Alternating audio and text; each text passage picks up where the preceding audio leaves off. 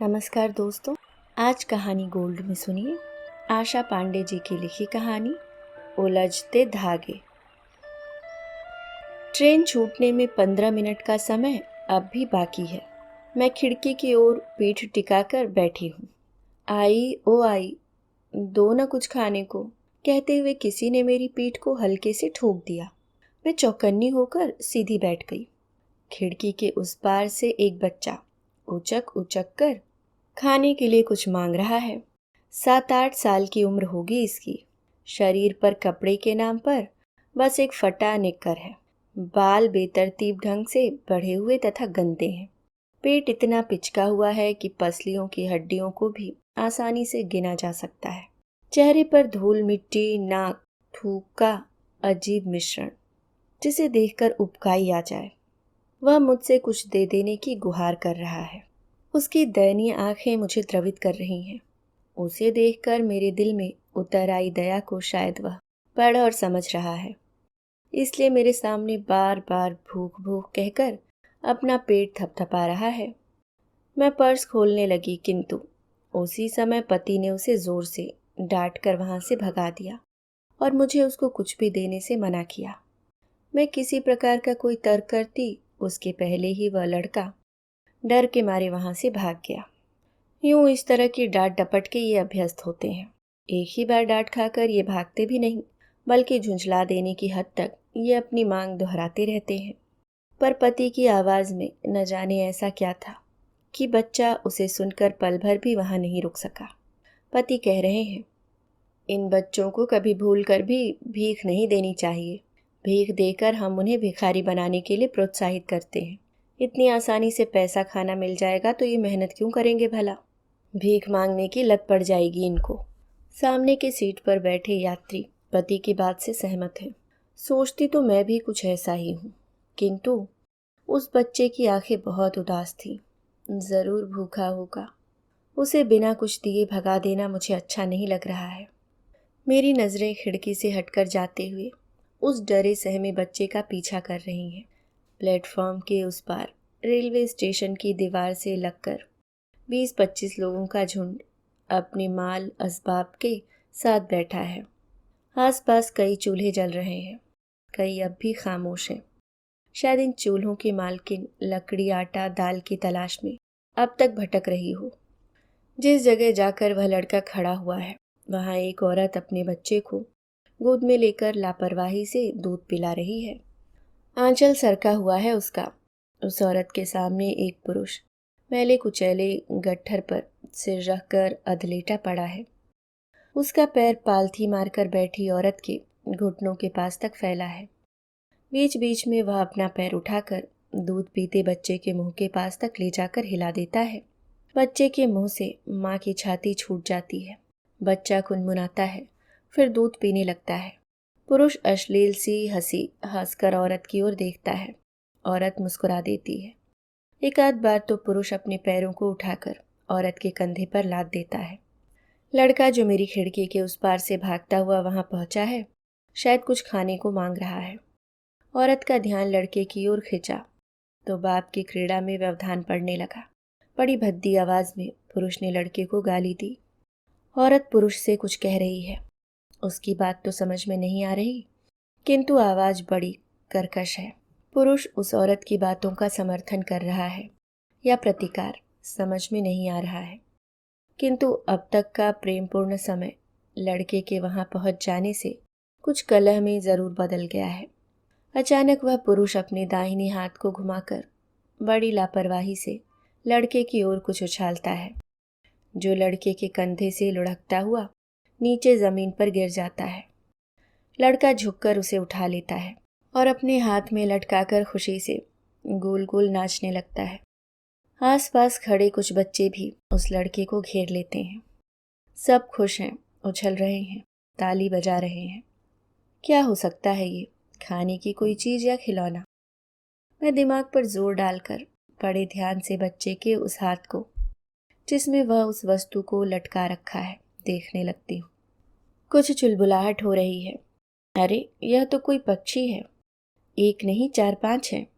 सारे पक्षियों के पैरों को एक साथ मोटे धागे में बांधा गया है।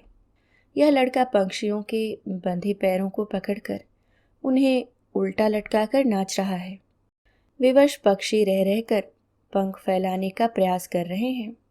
उनके पंख थोड़े से खुलते हैं फिर बंद हो जाते हैं। सुना है मैंने ये लोग तीतर खाते हैं। ये पक्षी तीतर ही होंगे। अभी थोड़ी देर में भून दिए जाएंगे। मन में एक अजीब अकुलाहट उठी। मैं उन पक्षियों की ओर से ध्यान हटाकर बच्चे को दूध पिलाती उस औरत को देखने लगती हूँ। पुरुष फिर से अपनी उन्हीं हरकतों को दोहरा रहा है। उस पुरुष के गट्ठर से लगकर कई और गट्ठर वहां रखे हैं। उसके पास ही 15-20 लोग बैठे हैं। सब आपस में उसी तरह की मोटी और कर्कश आवाज में बोल बतिया रहे हैं। पुरुष की हरकत से औरत की गोद में दूध पीता बच्चा कुनमुनाकर रोने लगा है। झुंझलाकर औरत ने जमीन से एक मुट्ठी मिट्टी उठाई तथा पुरुष के चेहरे पर फेंक दी। पुरुष तेजी से सिर झटकता हुआ उठा और औरत के सिर पर थूककर हंसते हुए भागा। 8-10 कदम भागकर वह फिर रुका। पीछे मुड़कर औरत की ओर देखा और ताली बजाकर शरीर को दोहरा करते हुए जोर से हंसने लगा। औरत चिल्ला चिल्ला कर उस पुरुष को कुछ कह रही है। शायद नाराज हो रही है, किंतु बनावटी ही, क्योंकि साफ दिखाई दे रहा है कि उसके होठों पर मुस्कान और आंखों में चमक है। पुरुष हंसते हुए पैर पटक कर ताली बजाता है और प्लेटफॉर्म की ओर आगे बढ़ जाता है। सिग्नल हो गया है शायद। प्लेटफॉर्म पर खड़े यात्री ट्रेन में चढ़ने लगे हैं। मेरे पति तथा सामने बैठे यात्रियों के बीच अब भी भिखारियों के स्वभाव और उनकी स्थिति पर बातें हो रही हैं। मैं फिर से उस लड़के को देखती हूँ जो अब भी कई बच्चों से घिरा हुआ पक्षियों की टांग पकड़े घूम रहा है। वहाँ बैठे लोगों के झुंड के दूसरे किनारे पर एक बूढ़ी औरत चूल्हा जलाकर भगोने में कुछ पका रही है। एक बूढ़ा आदमी, शायद उसका पति, लगातार उस बुढ़िया को गाली दे रहा है। बुढ़िया चुप है। बूढ़े का गुस्सा अधिक बढ़ गया है। हाथ में एक डंडा लेकर वह उठता है। ठीक ढंग से चल पाने में असमर्थ वह बूढ़ा घिसटते हुए बुढ़िया की ओर बढ़ता है। आसपास बैठे लोग बुढ़िया को आगाह करते हैं। बुढ़िया वहां से हटने के लिए उठती है। यह देख बूढ़ा डंडा फेंककर उसे मारता है। डंडा दूर जाकर गिरता है। बुढ़िया बच जाती है, किंतु डंडे के सहारे के बिना बूढ़ा वहीं गिर जाता है। वहां बैठे लोग बूढ़े को गिरता देख हंसने लगते हैं। बूढ़ा खिसिया जाता है। मेरी ट्रेन प्लेटफॉर्म से सरकने लगी है। थोड़ी देर बाद रफ्तार भी पकड़ ली। स्टेशन पीछे छूट गया, किंतु स्टेशन पर का वह दृश्य मेरी आंखों में गहरे उतरकर मेरे साथ आगे बढ़ रहा है। सामने की सीट पर बैठे सज्जन बता रहे हैं कि कैसे वे एक बार ट्रेन में एक भिखारी लड़के को कुछ खाने को दे दिए थे। खाते ही वह लड़का वहीं गिर पड़ा था। उसके गिरते ही उसके माँ बाप भी न जाने कहाँ से प्रकट हो गए थे और लगे शोर मचाने कि इन्होंने मेरे बच्चे को पता नहीं क्या खिला दिया। मेरा बेटा बेहोश हो गया। वे अचंभित, परेशान, कुछ सूझ ही नहीं रहा था उन्हें कि क्या करें। अंत में अन्य यात्रियों ने बीच बचाव करके एक रास्ता निकाला कि वे बच्चे के माँ बाप को बच्चे के इलाज के लिए कुछ पैसे देकर फुर्सत पाएं। बच्चे के माँ बाप को 500 रुपये देकर उन्होंने अपना पीछा छुड़ाया। पैसा पाते ही उसके माँ बाप बच्चे को गोद में उठाकर ट्रेन से उतर गए। प्लेटफॉर्म पर उतरते ही वह बच्चा अपने बाप की गोद से उतरकर दौड़ता हुआ आगे बढ़ गया। ठगे से वे देखते ही रह गए। मैं कहना चाहती हूँ कि हाँ, ऐसा होता होगा, लेकिन इसकी सही जानकारी कैसे हो कि भूख भूख कहकर हाथ पसारने वाला हर बच्चा वैसा ही शातिर होगा। कुछ तो सचमुच भूखे होते होंगे ना। उन्हें कैसे पहचाना जाए। उन्हें भूखा छोड़ देने से तो ये भी तो हो सकता है कि ये इंसानियत से दूर होकर दुनिया से बदला लेने की कुप्रवृत्ति में फंस जाएं। चोरी, गुंडागर्दी, किसी भी राह पर जा सकते हैं ये। इन्हें कोई रास्ता दिखाए बगैर इनके भूख को नकार कर आगे बढ़ जाने से तो इस समस्या का समाधान नहीं होगा ना। कोई छोटा मोटा काम भी तो नहीं दिया जा सकता है इन्हें। बाल श्रम कानूनन अपराध है। कोई कैसे करे इनकी मदद। न इन्हें भीख देनी चाहिए न कोई काम। भूख मिटे तो कैसे, खुददारी सीखें तो कैसे। अन्नदान महादान की श्रेणी में आता है। माँ अक्सर कहा करती थी। भूखे के भूख को नकार देना पाप की किस श्रेणी में आता होगा। सामने की सीट पर बैठे लोग भोजन कर रहे हैं। पति मुझसे कुछ कह रहे थे, मैं ध्यान देती हूँ। इन लोगों का भोजन हो जाए तो हम लोग भी भोजन करके सीट गिरा लेंगे। वैसे भी 8:45 बज गए हैं, खा पी कर सो जाना चाहिए। मैं हाँ में सिर हिलाती हूँ। सामने बैठे लोग बचा हुआ भोजन पेपर में लपेट रहे हैं। 8-10 पराठा 2 व्यक्ति खा सके, इतनी सब्जी अचार। बहुत भोजन बच गया है इनका। अब इसका क्या करेंगे? शायद रख लें सुबह के लिए। भोजन पेपर में लपेटकर इन्होंने खिड़की खोली और बाहर फेंक दिया। उधर पेपर फड़फड़ाता हुआ नीचे गिरा, इधर मैं कुछ चिड़चिड़ा सी उठी। अब कब से अपना पैर लंबा करके मेरी सीट पर टिका कर बैठे हैं।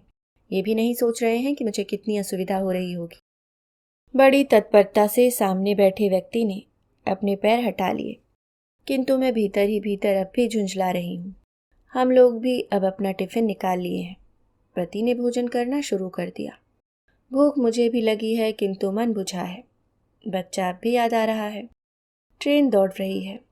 उसकी गति से बीच बीच में खिड़की से खड़खड़ाहट भरी आवाज आ जाती है।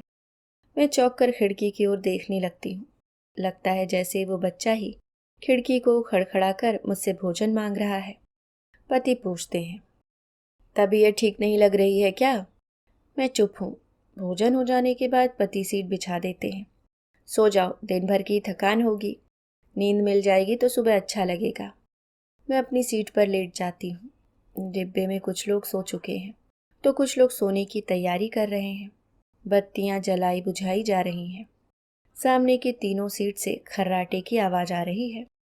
मुझे लेटे लेटे 2 घंटे से अधिक बीत गए, किंतु नींद कोसों दूर है मुझसे।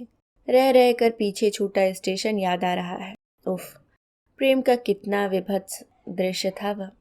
और उस वृद्ध का क्रोध। चलने तक में असमर्थ था, किंतु पत्नी को मारने उठ पड़ा। वह भूखा बच्चा। प्लेटफॉर्म का एक लैंडस्केप बन गया है मेरी आंखों में। पल के मूंद रही हूं तो वही चित्र दिखाई दे रहा है। वातावरण में गर्मी नहीं है, किंतु मेरी गर्दन के चारों ओर पसीना हो आया है। मैं उठकर खड़ी हो जाती हूँ। मुंह हाथ धोकर आऊं तो शायद कुछ राहत मिले। वॉश बेसिन के पास 1-2 लोग खड़े हैं। एक बूढ़ा टॉयलेट के गेट से एकदम सटकर लेटा है। बूढ़े ने करवट बदली। अब मैं उसका चेहरा देख पा रही हूँ। अरे, ये भी तो उसी स्टेशन पर भीख मांगते हुए दिखा था मुझे। मेहनत और खुददारी का सुख शायद ये जानता ही नहीं, तभी तो चैन से लेटा है टॉयलेट के सामने। वो लड़का भी कहीं ऐसे ही ना बिता दे अपनी जिंदगी। उसे भीख में कुछ न देने का पति का निर्णय सही था क्या? यह बूढ़ा उस लड़के का भविष्य है, वह लड़का इस बूढ़े का अतीत। मैं बेसिन में हाथ मुंह धोती हूँ। दोबारा बूढ़े की ओर देखे बिना ही वापस अपनी सीट पर आ जाती हूँ। बड़ी उलझन के बाद देर रात तक सो ही जाती हूँ मैं। सुबह पति ने आवाज दी, उठो, थाने निकल गया, थोड़ी देर में दादर आ जाएगा। हम ट्रेन से उतरने के लिए तैयार हैं। वह बूढ़ा भी दादर स्टेशन पर उतरने के लिए ठीक मेरे पीछे खड़ा है।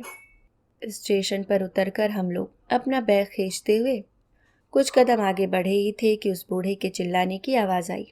पलटकर देखा तो वह 8-9 साल के एक बच्चे को गंदी गंदी गालियां देता हुआ उसे खदेड़ रहा है। बच्चा हम लोगों के पास आ गया तो बूढ़ा उल्टे कदम लौट गया। कुछ कदम आगे बढ़कर वह बच्चा भी उस बूढ़े को उतनी ही तेज आवाज में उतनी ही भद्दी गाली दिया।